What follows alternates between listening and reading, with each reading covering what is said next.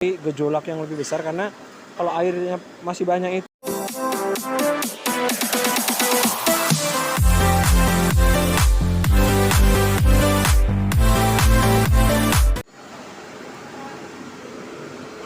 Halo guys, selamat pagi, ketemu lagi di channelnya Mbak Nom Vlog. Kita hari ini memasak oli, jadi ada oli yang kecampur air, dibikinin panel.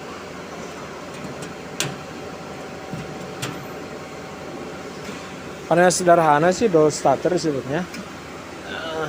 Cukup dengan seperti ini aja, yang ada kontaktor 1 sama MCB 380 sama MCB 220 untuk safety-nya, untuk pengamannya. Seperti ini rangkaiannya. Ada indikator mati sama nyala. Ini indikator mati heater.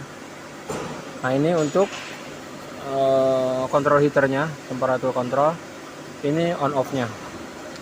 Sebenarnya sih ini dipakai untuk alat masak oli ini. Ini PC-nya, termokapelnya, ini sensornya, ini sensornya. Ya, kita masukin dari atas saja sih, karena ini bongkar pasang. Jadi ini bisa movement dibawa kemana-mana, makanya ya untuk PC-nya kita masukin dari atas, simpel aja. Ini drum Pertamina. Heaternya dari bawah situ. Ini sekarang lagi proses masak oli. Nah, ini kalau oli ada airnya, dia pasti didihannya seperti ini, bergejolak. Kalau olinya udah habis, dia langsung tenang, diem. Nah, jadi diem, warnanya hitam. Ini masih ada airnya, masih ada kadar airnya. Untuk suhunya, pertama kita pasang di 100, habis itu 110. Nah, untuk oli, contoh oli yang kena air nih, dia warnanya seperti kopi susu.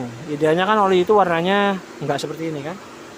Jadi kejadiannya itu ngebersihin coolernya oli di mesin. Nah, mungkin saking seringnya dibersihin atau banyaknya kerak, dia lubang-lubang coolernya itu ada yang bocor. Ketika mesin mati kan hilang tekanan. Nah, airnya tuh menyelinap masuk ke dalam tangki oli. Nah, ini hasilnya. Ya kan? Nah, ini nanti penampakan yang udah matang nanti tak ini lagi ya, setelah ya. Ini udah kurang lebih 12 jam lah. Ya 12, 13, 14 jam lah. 14 jam ini udah ditambahin. Jadi jangan sampai berhenti ya. Pertama kita isi 2/3 tangki dulu. Nah, kita isi 2/3 tangki dulu untuk menghindari gejolak yang lebih besar, karena kalau airnya masih banyak itu, dia gejolakan mendidihnya tuh kencang banget ke atas. Nah, kita garap dulu 2/3, habis itu tambahin 1 ember. Nah, kalau kita nambahin cuma 1 ember, gejolaknya nih, gejolak didihannya nggak terlalu kencang, jadi nggak sampai lumer, kan? Nah, kayak gitu. Nanti penampakannya yang udah nggak ada airnya itu beda lah. Ini kan udah kelihatan kan rada hitam kan? Nah, itu kan coklat kan? Nah, pakai listrik lumayan gede sih, watt-wattannya lebih dari 500 watt ini kayaknya. Tapi kalau untuk industri sih nggak kerasa ya. 500 watt untuk industri sih ya kayak kita 5 watt gitu aja. Sesuai dengan hasil produksinya dia kan udah ngeproduksi banyak banget produk. Jadi kalau pengobatan segini ya masih ada benefitnya sih daripada kita beli baru. Kalau kita beli ori baru gara-gara kena air berapa? 2, 3, 4 juta sampean. Kalau kayak gini kan 500 watt sehari, kayaknya nggak nyampe 500.000 deh. Kayaknya lebih hemat ini. Untuk olinya juga ya, karena kita nggak perlu pelicin banget sih. Olinya kan untuk hidrolik, jadi hidrolis oli kan beda sama pelumas.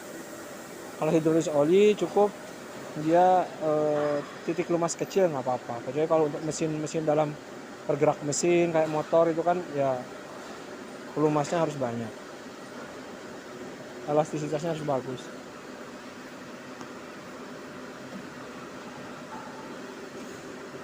kayak gini penampakannya. Dia akan terus ini ya ikut sensor sih, turun naik.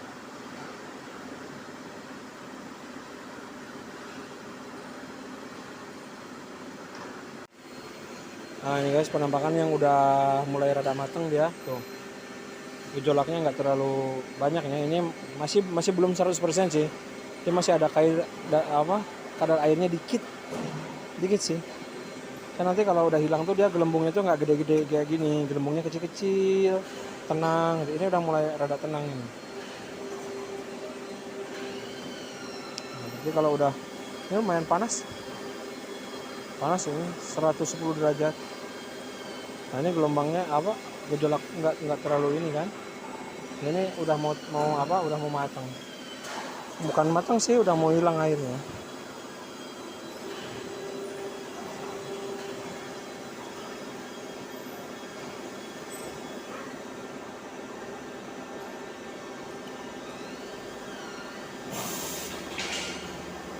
Nah kayak gitu. Ntar lagi kita kuras, kita pindahin, kita isi lagi.